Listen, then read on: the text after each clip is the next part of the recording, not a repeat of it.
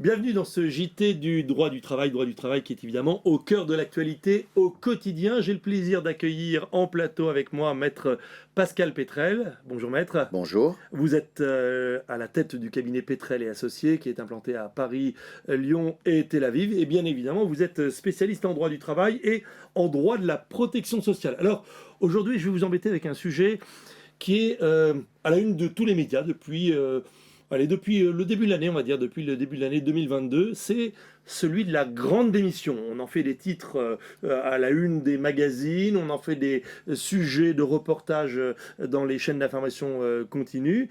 Et à chaque fois, on se pose cette question que je vais vous poser aussi à vous, maître. Est-ce que c'est un phénomène transitoire ou bien est-ce que c'est un phénomène de société ?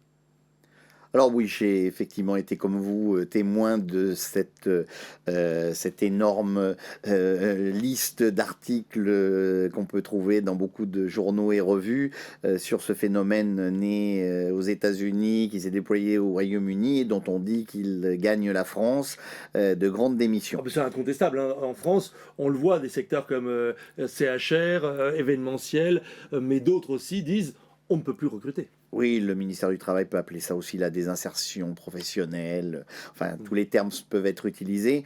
Je pense surtout que c'est pour moi une question de repositionnement global.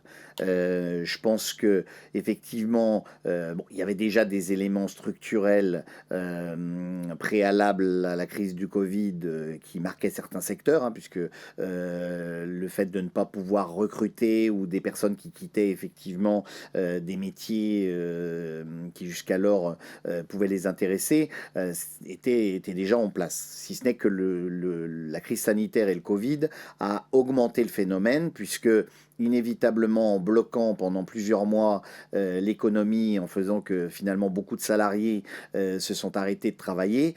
Tout en continuant à être payés. Tout en continuant d'être rémunéré, puisqu'effectivement l'activité partielle s'est mise en relais. Donc beaucoup de salariés se sont repositionnés dans un certain nombre d'interrogations liées à la fois à la problématique de la question de dire est-ce que je vais continuer de travailler là où je travaille avec la rémunération que j'ai et les contraintes qui peuvent en résulter, puisque finalement on me demande beaucoup d'investissement, je travaille beaucoup d'heures, parfois je suis à la limite du burn-out, ou en tout cas c'est pas du burn-out, je suis stressé, alors que là j'ai retrouvé finalement un équilibre, et puis le télétravail a finalement trouvé aussi sa place, puisque en permettant effectivement le télétravail, il y avait une meilleure conciliation de ce que pouvait être l'articulation entre la vie personnelle et la vie privée, puisque je reste un petit peu plus libre dans l'organisation de mon travail quand je suis à domicile pour pouvoir exécuter ma prestation. Donc tout cela a mis en perspective un certain nombre effectivement d'interrogations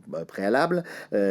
Autre élément qui peut conditionner aussi cette réflexion de dire je change de carrière, il y a un certain nombre notamment d'outils qui peuvent exister en matière de formation professionnelle tels que le CPF ou dernièrement ce qu'a été effectivement les accords de transition collective qui permettent finalement à des salariés qui sont dans une filière de pouvoir être mis à disposition d'employeurs dans une autre filière pour finalement acquérir de nouvelles compétences et de nouveaux métiers. Donc je pense que pour moi, plutôt que de parler de grandes démissions, c'est plutôt un cadre nouveau dans lequel se mettent en place des initiatives nouvelles par rapport à une réflexion personnalisée que peuvent avoir les salariés sur leur travail actuel, le profilage qu'ils se font de leur carrière professionnelle, et en même temps d'autres interrogations qui peuvent directement toucher leur vie personnelle, pour passer plus de temps avec leurs enfants, pour éventuellement se dire c'est peut-être l'occasion maintenant que je crée ma boîte.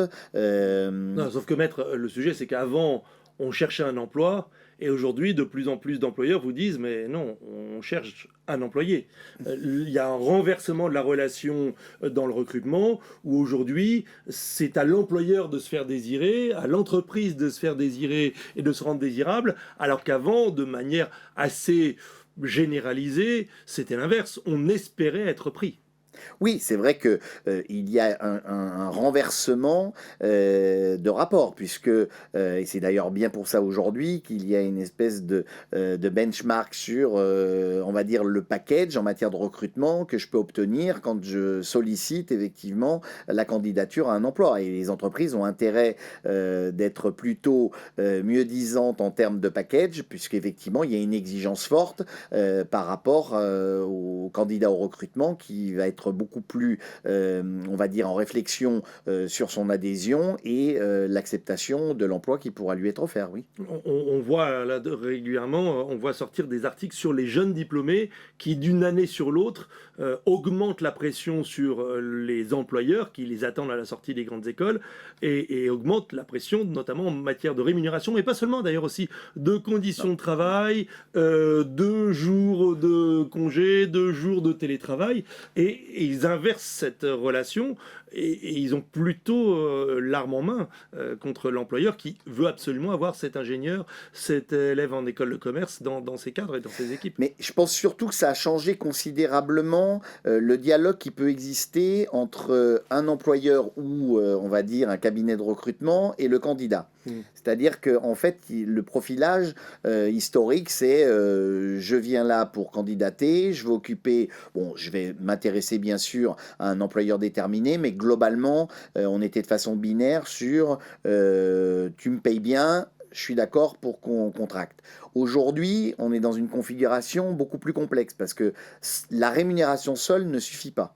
C'est-à-dire que dans l'exigence des candidats et par rapport aussi à leur situation, et puis il y a aussi une évolution sociologique, c'est que ben, les candidats n'ont pas uniquement le regard sur la rémunération. Alors, je ne dis pas que la rémunération ne les intéresse pas, mais ils vont davantage exiger effectivement de respect, d'équilibre entre la vie privée et la vie professionnelle. Ils vont avoir, comme vous le dites, des exigences pour avoir un peu plus de travail à partir du domicile Mm. parce qu'ils ne veulent pas forcément accepter aussi les contraintes de transport. Quand je vois effectivement que sur Paris, Mm. vous pouvez parfois mettre 2h30, 3 heures Dans la plupart des grandes villes françaises, le problème existe, exactement. hein. Donc inévitablement, cela aussi incite les candidats à davantage d'exigences en termes de modulation de la manière dont ils peuvent Non, mais exécuter je vais leur mettre prestation. les pieds dans le plat. Avant, effectivement, on se concentrait sur la rémunération et quand on avait décroché un job,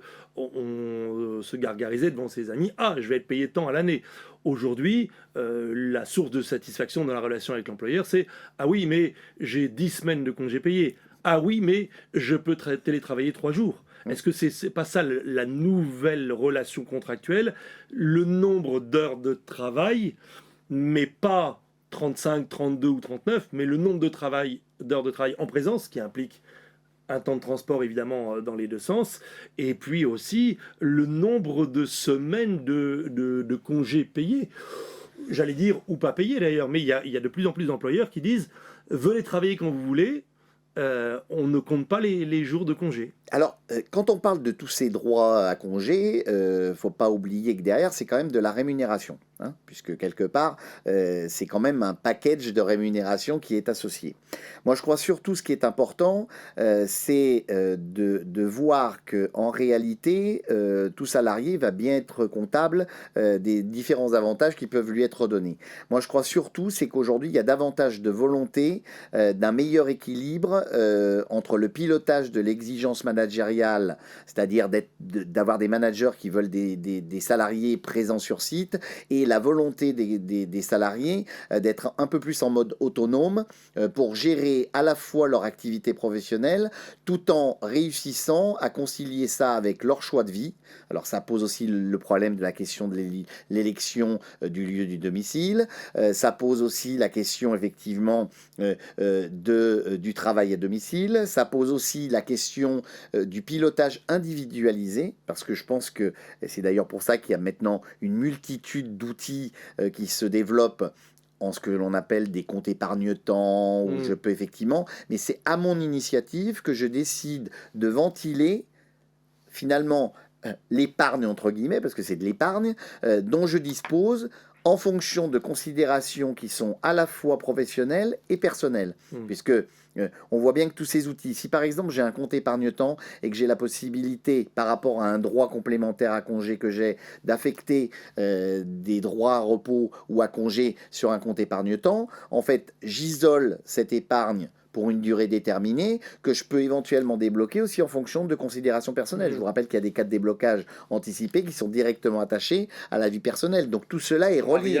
Mariage, naissance du troisième enfant, agrandissement de la résidence principale. Donc tout cela est un élément fondamental de réflexion. De la même façon, les outils d'épargne salariale, je bénéficie de rémunération différée, intéressement, participation. J'ai la possibilité de déblocage immédiat ou la possibilité de blocage sur une période de 5 ans, avec le cas échéant incitation de l'employeur qui va abonder. Et en même temps, je sais que dans mon projet personnel, qui n'est pas déconnecté je dirais, de la relation de travail, le salarié va se dire, j'ai intérêt à opter effectivement pour une société qui va m'accorder un certain nombre d'avantages de ce type, pour justement piloter ma vie personnelle en fonction d'échéances qui vont me donner une épargne supplémentaire ou du droit à repos parce qu'éventuellement j'aurais besoin à la naissance d'un enfant d'avoir un peu plus de disponibilité. Tout cela s'intègre dans la réflexion. C'est pour ça que ça change considérablement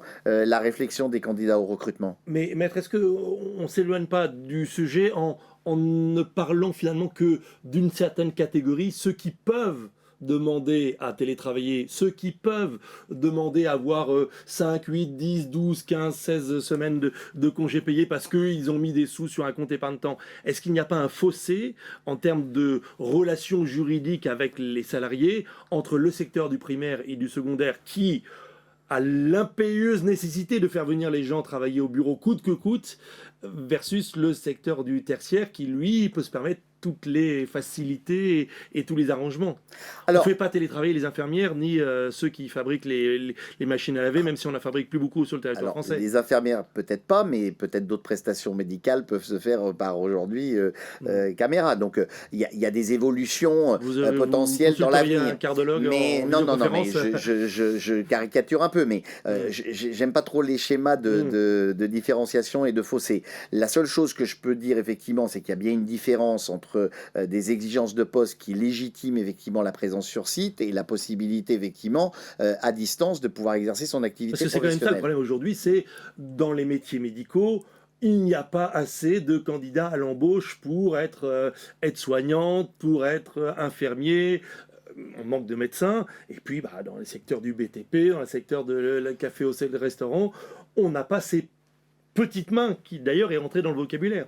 Oui, alors tout cela doit être appréhendé avec une certaine prudence parce que je pense que notamment dans les métiers de la santé, et je pense que les pouvoirs publics se sont emparés de la question, il y avait quand même un vrai problème de rémunération puisqu'on voit déjà que les rémunérations de ce type de personnel en France est quand même beaucoup moins élevée que dans la plupart des pays d'Europe, donc ce qui démontre à l'évidence qu'il y avait une nécessité de revalorisation des pratiques salariales et je pense que ça va être un des moyens quand même de remettre des gens à l'incitation pour avoir cette vocation, puisque je parle au-delà de métier, de vocation, parce que je pense pas qu'on rentre dans les professions médicales uniquement pour l'aspect rémunération, mais on parle justement de cette disparition de la passion. Beaucoup d'articles, de témoignages sur la grande démission disent ce n'est même plus un problème de rémunération, c'est qu'il n'y a plus de passion, on n'a plus l'impression d'être utile, de travailler pour un métier qui a du sens, le sens du travail, voilà. Pareil, je serais prudent sur toute caricature parce que j'aime pas trop ces caricatures binaires. Moi, j'ai quand même des clients dans le secteur sanitaire et social qui forment justement des infirmières, des aides-soignants. Il y a encore des étudiants, des élèves qui viennent effectivement se former. Après, le sujet, c'est de déterminer leurs projets professionnels et surtout de les respecter dans la manière d'exécuter leurs prestations et surtout d'avoir un cahier des charges qui soit clair. Or, malheureusement, j'ai peur qu'aujourd'hui, aujourd'hui, on n'est pas encore une lisibilité complète. On voit bien qu'il y a encore des mouvements dans les hôpitaux. Donc, je pense qu'il y a vraiment un problème de clarté définitive à opérer pour permettre justement de retrouver un enclenchement à une vraie vocation. Mais moi, je pense quand même que ces métiers restent des métiers d'avenir, pour autant qu'effectivement on prenne conscience de la nécessité de les revaloriser et surtout d'appréhender les populations avec leur nouvelle génération et aussi leurs nouvelles problématiques dont on parlait tout à l'heure. C'est-à-dire que n'oublions pas que on change de système, de génération et de perspective. Donc tout cela doit être intégré. La rémunération, le droit, le cadre juridique, c'est un des éléments, mais l'approche sociologique avec le respect des populations et des générations qui s'intègrent dans un dimensionnement différent sont aussi à prendre en compte, puisque ce sont des éléments aussi positifs pour l'avenir. Est-ce que ça ne veut pas dire que le contrat de travail, qui est le fondement, le socle de la rémunération... On va faire un point. Est-ce que ça ne veut pas dire que le contrat de travail, qui est le fondement de la relation entre un employeur et un salarié, devrait être réinventé? J'oserais même dire, y compris la fiche de paye. Aujourd'hui, on reçoit une fiche de paye dans une enveloppe ou en pièce jointe électronique. Est-ce qu'elle ne devrait pas être accompagnée d'une lettre tous les mois disant ô combien on est content de vous avoir comme salarié et l'importance du rôle du salarié, de l'employé dans l'entreprise? Et la même chose, un préambule au contrat de travail qui dirait on va vivre une grande aventure ensemble et vous allez faire partie de la famille et votre métier est important. Vous voyez ce que je veux dire? Éloigner la relation de la seule relation comptable, la rémunération, le virement, et juridique, le contrat de travail. Alors, aller plus loin. Aller plus loin que la rémunération, sans doute, puisque de toute façon, l'appartenance à une entité quelle qu'elle soit, que ce soit les secteurs de la santé ou toute autre entreprise, tout salarié ou tout collaborateur ne va pas être exclusivement adossé à sa rémunération, mais ça reste quand même une dimension importante, et surtout une dimension importante juste et légitime par rapport à la contribution que je donne et aux efforts que je peux consentir. Je pense que c'est ça aussi la nécessité d'équilibre dans le cadre de l'approche. Après, bien naturellement, il y a le sentiment d'appartenance et de reconnaissance. Si je fais bien mon boulot et qu'en plus je me surpasse par rapport aux exigences du cadre qu'on m'a donné, il est nécessaire pour moi d'être motivé par la reconnaissance de mon employeur qui vient effectivement me féliciter. Est-ce que c'est pas là que le bas blesse justement? Souvent, d'ailleurs, les déshumanisation. coachs et toutes les sociétés qui accompagnent le management disent bien que la première des nécessités pour former les managers, c'est de les former à reconnaître les mérites de leurs collaborateurs. Donc, il y a effectivement un point fondamental à mettre sur cette reconnaissance, puisqu'elle est la condition, je dirais, d'une fidélisation renforcée de l'ensemble des salariés. Donc, cette grande émotion, finalement... Deuxième point. Donc cette grande démission, finalement, ce ne serait peut-être que le symptôme d'une déshumanisation du travail, de la relation de travail et d'un désapprentissage des managers de la relation qu'ils doivent avoir avec leurs employés et leurs salariés. Je crois surtout, c'est que je l'ai vécu à l'expérience. Aujourd'hui, on a quand même transformé par la technologie beaucoup les méthodes de travail et on n'a pas suffisamment réfléchi à l'accompagnement humain qui devait transformer justement ce mode d'organisation du travail. Et pour preuve, parce que moi j'ai eu quand même des expériences où des personnes qui travaillaient bureau côte à côte s'écrivaient par mail. Oui, ce qui est quand même... C'est assez classique même. C'est assez classique, mais il y a quand même, je dirais, une nécessité d'un dialogue direct. Et vous parlez d'humanisation. Quand on est côte à côte, il vaut peut-être mieux prendre 2 minutes pour se parler de vive voix et déjà on sera plus sympathique et en même temps on sera peut-être plus efficace. Donc il y a nécessité de revoir le fonctionnement complet des organisations et du mode managérial. Bon, mais écoutez, on va rester là sur cette conclusion au sujet la grande démission qui est au cœur de l'actualité, dont on va reparler certainement encore un petit bout de temps. Merci infiniment Pascal Petrel de vous être prêté au jeu de questions-réponses sur ce sujet. Je rappelle que vous dirigez le cabinet Petrel qui est implanté donc à Paris, Lyon et Tel Aviv et vous êtes spécialisé en droit du travail et droit de la protection sociale. On se retrouve pour une prochaine émission très rapidement.